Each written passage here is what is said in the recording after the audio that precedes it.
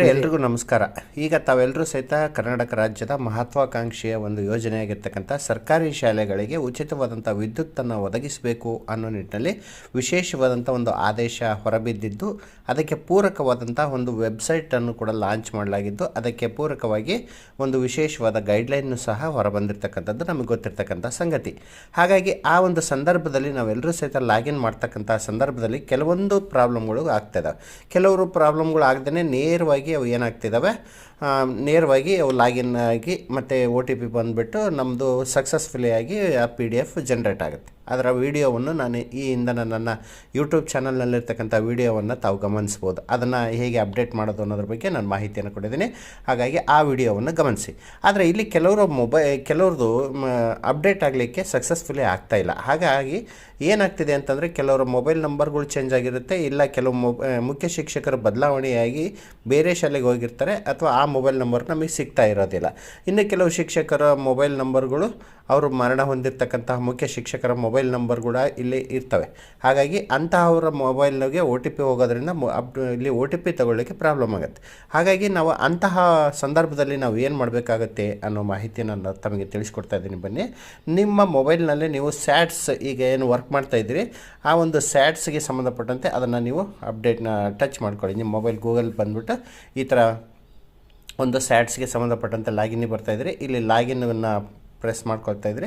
Login press ಮಾಡಿಬಿಟ್ಟು ನೀವು ಇಲ್ಲಿ ಯೂಸರ್ ನೇಮ್ ಪಾಸ್ವರ್ಡನ್ನು ಹಾಕಿ ನೀವು ಲಾಗಿನ್ ಆದಾಗ ನಿಮಗೆ ಅಪ್ಡೇಟ್ ಮಾಡೋದನ್ನು ಹೇಗೆ ಅಂತ ತೋರಿಸ್ಕೊಡ್ತೀನಿ. ಬನ್ನಿ, ಹಾಗಾದರೆ ಯೂಸರ್ ನೇಮ್ ಪಾಸ್ವರ್ಡನ್ನು ಹಾಕಿಸ್ತೀನಿ. ನಮ್ಮ ಏನು ಶಾಲೆ ಮಾಹಿತಿ ಇದೆ ಅದರಲ್ಲಿ ಯೂಸರ್ ನೇಮ್ ಮತ್ತು ಪಾಸ್ವರ್ಡನ್ನು ಹಾಕಿ ಲಾಗಿನ್ ಆದಮೇಲೆ ನಮಗೆ ಈ ಥರದ ಒಂದು ಇಂಟರ್ಫೇಸ್ ಬರುತ್ತೆ. ಈ ಒಂದು ಇಂಟರ್ಫೇಸ್ನಲ್ಲಿ ನೀವು ಮುಖ್ಯ ಶಿಕ್ಷಕರ ಮೊಬೈಲ್ ನಂಬರು ಮತ್ತು ಮುಖ್ಯ ಶಿಕ್ಷಕರನ್ನು ಸಹಿತ ಹೆಸರನ್ನು ಸಹಿತ ನೀವು ಅಪ್ಡೇಟ್ ಮಾಡ್ಬೋದು.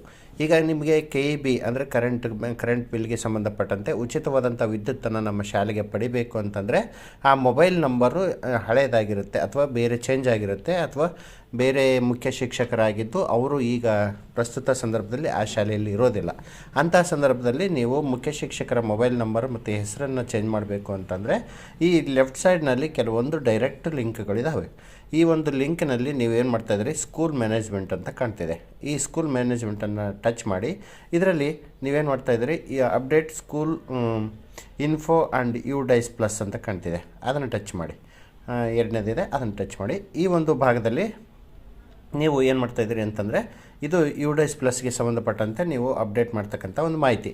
ಇದರಲ್ಲಿ ನೀವು ಏನು ಮಾಡ್ತಾಯಿದ್ರಿ, ಸ್ಕೂಲ್ ಪರ್ಟಿಕ್ಯುಲರ್ ಅಂತ ಕಾಣುತ್ತೆ ನೋಡಿ. ಇಲ್ಲಿ ಏನು ಕಾಣುತ್ತೆ, ಸ್ಕೂಲ್ ಪರ್ಟಿಕ್ಯುಲರ್ ಅಂತ ಕಾಣುತ್ತೆ. ಈ ಸ್ಕೂಲ್ ಪರ್ಟಿಕ್ಯುಲರನ್ನು ಟಚ್ ಮಾಡಿ. ಸ್ಕೂಲ್ ಪರ್ಟಿಕ್ಯುಲರನ್ನು ಟಚ್ ಮಾಡಿದಾಗ ನಿಮಗೆ ಈ ಥರದ ಒಂದು ಇಂಟರ್ಫೇಸ್ ಕಾಣುತ್ತೆ.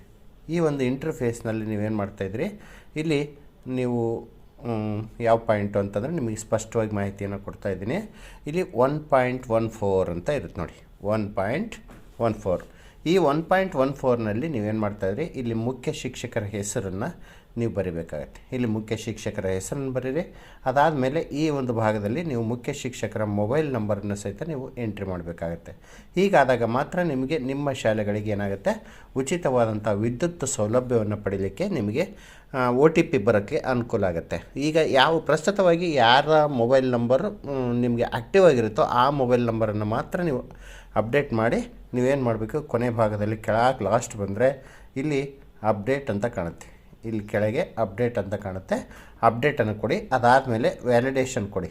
ವ್ಯಾಲಿಡೇಷನ್ ಕೊಟ್ಬಿಟ್ಟು ಮತ್ತೆ ನೀವು ನೇರವಾಗಿ ಸೇವಾ ಸಿಂಧು ವೆಬ್ ಪೋರ್ಟಲ್ಗೆ ಹೋಗ್ಬಿಟ್ಟು ಅಲ್ಲಿ ನಿಮ್ಮ ಶಾಲೆಯ ಡೈಸ್ ನಂಬರನ್ನು ಹಾಕಿ ನೀವು ಫೆಚ್ ಮಾಡಿಕೊಟ್ರೆ ನಿಮ್ಮ ಮೊಬೈಲ್ ನಂಬರ್ ಅಲ್ಲಿ ಆಟೋಮೆಟಿಕ್ಕಾಗಿ ಅಪ್ಡೇಟ್ ಆಗುತ್ತೆ. ಅಲ್ಲಿಗೆ ಒಂದು OTP ಬರುತ್ತೆ. ಆ OTP ಎಂಟ್ರಿ ಮಾಡಿಬಿಟ್ಟು ನೀವು ನಿಮ್ಮ ಮುಂದಿನ ಪ್ರೋಸೆಸ್ಸನ್ನು ನೀವು ಏನು ಉಚಿತವಾದಂಥ ವಿದ್ಯುತ್ತನ್ನು ಪಡೀಲಿಕ್ಕೆ ನೀವು ರಿಜಿಸ್ಟ್ರೇಷನನ್ನು ಮಾಡ್ಕೊಳ್ಬೋದು ಸ್ನೇಹಿತರೆ. ಈ ರೀತಿಯಾಗಿ ನಿಮ್ಮ ಮೊಬೈಲ್ ನಂಬರನ್ನು ಅಪ್ಡೇಟ್ ಮಾಡ್ಕೊಳ್ಳಿಕ್ಕೆ ಒಂದು ವಿಶೇಷವಾದಂಥ ಮಾಹಿತಿ ನಿಮಗಾಗಿ. ಎಲ್ರಿಗೂ ನಮಸ್ಕಾರ. Thank you.